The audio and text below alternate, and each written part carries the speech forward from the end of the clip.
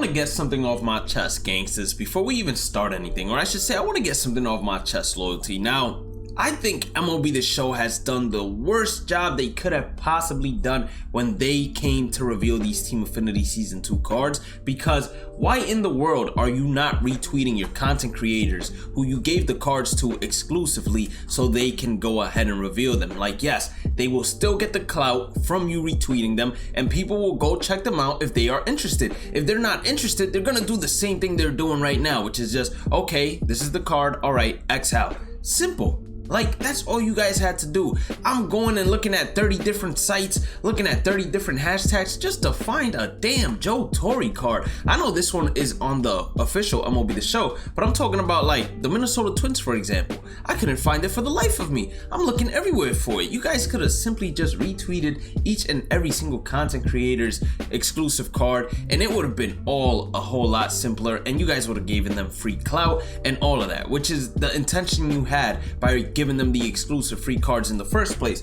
But nonetheless, let's get into this. So for the NL Central, they revealed Joe Torre. Joe Torre is an L. Joe Torre is going to be a third baseman, secondary position at catcher. Joe Torre has never had a really good swing in this game, so usually he does not play above his attributes. He usually plays below his attributes, so that's why I'm going ahead and giving him an L. It's going to be his MVP series card, so it's going to be an awards card. Now, we've already revealed this. This is going to be Willie Mays for the San Francisco Giants. I give him an L as well, because Willie Mays has a 94 overall. That means that his higher tier card is going to be a whole lot better. This might be a platoon hitter that's just good against left-handers, and then the reason he's a 94 is because he has incredible speed and then incredible fielding.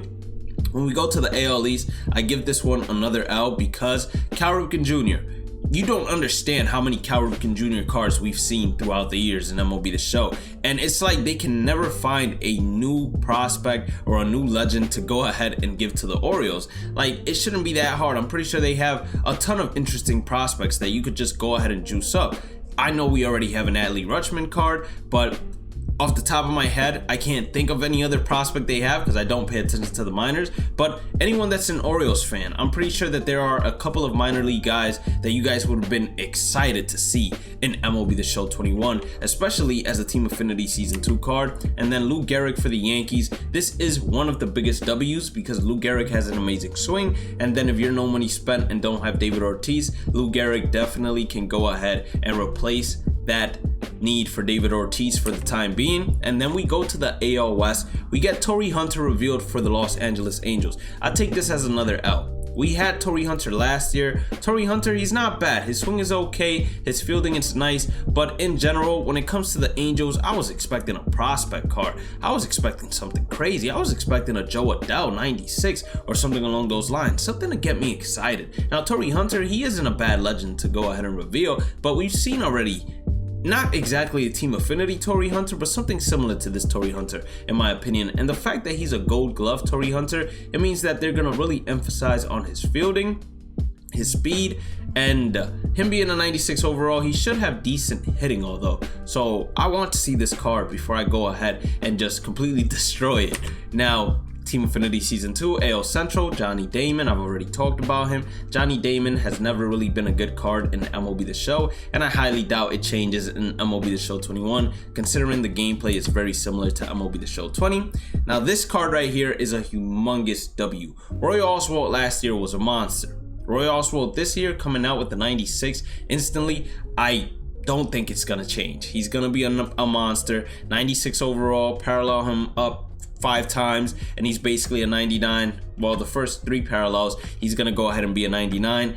This card usually has the sinker, fastball, slider, changeup, curveball, so it has the pitching arsenal you want, and his delivery is pretty good as well. With pinpoint, he's gonna become a whole lot dirtier. He's like Oral Hershiser. That's someone that you can compare him to, although Oral Hershiser doesn't throw a fastball. But hey, if you're watching this right now, haven't hit that subscribe button or like button, make sure you go ahead and do so. It helps out the channel, helps it expand, helps it grow, helps loyalty, helps the loyalty kingdom become great. And also, Turn on the channel notifications. We stream each and every single day at 1 a.m. Eastern, so make sure you guys follow me on all my socials to be notified whenever I do go live. And also we have Discord, so you can click on the channel description or in the description box of this video, and then it'll say Discord. You can click on that link and you'll have all my other socials as well. And then last but not least, if you would like to become a member to join the custom members only league, you can press that join button next to that red subscribe button. You need to join as a Lion or Lion King.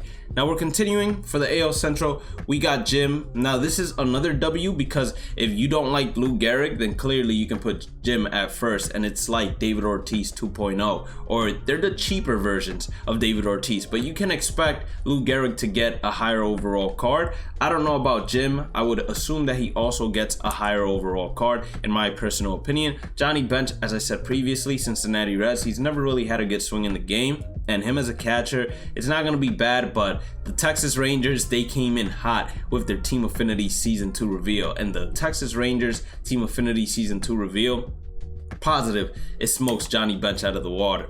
Mark Pryor, he's going to be a W as well. He's usually a good pitcher, coming in as a 95 overall, plus parallel, plus pinpoint. I can expect him to do well. Then Brandon Webb, he's a new legend. We've never seen him before, so I can't really judge him from his arsenal. It seems like he's going to be decent, to say the least, but as a 93 overall, I got to see the attributes. Right now, we can't judge him, so we're not going to say W or L. Now, let's go into the rankings of all the cards that we have seen in terms of attributes. So in last place, it's going to be Jackson Rutledge, and the reason he's in last place is because it's a starting pitcher, right-handed starting pitcher. He's a 92 overall. He has a great fastball. He has a slider, changeup, curveball. But then you look at the K per 9. K per 9 is not above 90. I usually like my starting pitchers with at least a 90, if not above a 90, because the K per 9 is what shrinks the PCI. Hit per 9 just makes it a lot more difficult for your opponent to actually get base hits, doubles, triples, etc. whenever they go ahead and screw up the ball.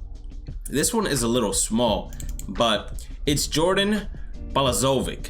Hopefully I pronounced that correctly. He has an 88 K per 9. In general, the starting pitchers, I'll be honest with you, I just put them all at the end, unless they were like really good. So whatever place Jackson is, Jordan can fall in, and the next person coming up can fall in as well. So he has a 4-seam curveball, slider, changeup. The 4-seam is not overpowering as opposed to the previous one we saw, which was Jackson. And then he has lower K per 9, lower hit per 9. So at the end of the day, I don't think it's going to be a bad card, but I don't think it's going to be a great card either. And that goes the same for Jackson. I don't think it's going to be a great card. I don't think it's going to be a bad card. For the Dodgers, we got Josiah Gray, 96, 86, 87, 79. Now when it comes to the K per 9, he hits that 90 threshold, but then hit per 9, 96, that's still good enough. He has a great walk per 9, great home run per 9. He has great control. Like all of those attributes, these guys have great control, great attributes all around. And 99 stamina is pretty big, but if you look at the previous three, they also have 90 plus stamina as well. In terms of his pitch types, they all have the same pitches, so all three of them are interchangeable. I would just go after whichever one is part of your favorite team and then go ahead and try them out. The only way that any of them will jump in terms of the rankings tier list is if they have a glitchy delivery to home plate that makes it deceiving or a lot harder for your opponent to pick up the ball. And then we're gonna go to the previous rankings we had with a couple of additions to it. So Bryce, he's still gonna be one of the top shortstops, but he's not going to be anywhere near the top shortstops, and I'll tell you why. Now, yes, he's a great contact hitter. He has decent power, and then the fielding is amazing. He has 90 fielding, parallel 1 turns him to diamond reaction, and then the speed is pretty good at an 89 as well. We got Robert. Robert, on the other hand, he is like your Vidal Brujan from last year. He has great contact all around. He has decent power. The fielding is amazing. The speed is amazing. I would slot him, instead of putting him at short, I would slot him at second base, because he will still have diamond fielding and diamond reaction. Switch hitting second baseman, that's like Roberto Alomar, but the better version of Roberto Alomar, the one that doesn't have anything serious against him. And then we go to Jordan. Jordan, he's great. I had him as one of the top dogs for shortstop, if not the top dog at shortstop, but he's no longer the top dog if you were to ask me seriously.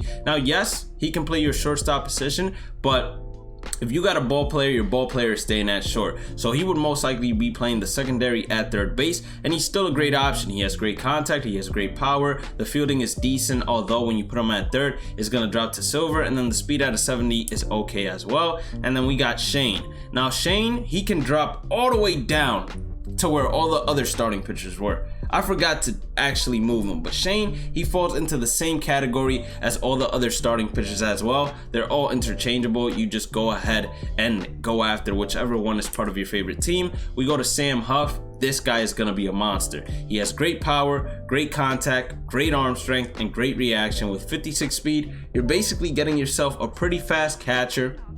If his swing is good, you're gonna love him. So I have him as one of the top dogs. But moving up and coming in as a surprise is gonna be Ronnie Mauricio from the New York Mets. Now this is a switch hitter that has pop. Like, look at those numbers: 95, 89, 96, 82. This is the Roberto, what's his name? Let's go back real quick.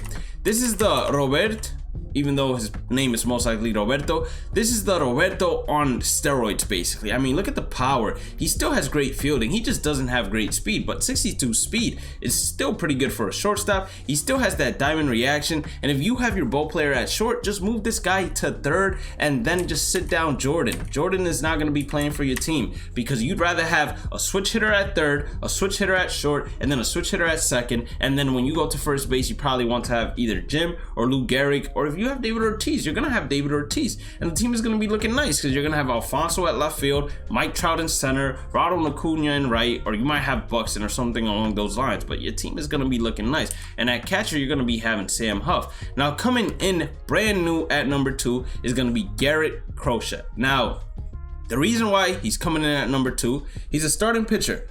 Yes, and apparently I got some allergies or something because I'm drooling here, but yes, he's a starting pitcher. He has 2 fastballs and then 2 off-speed pitches.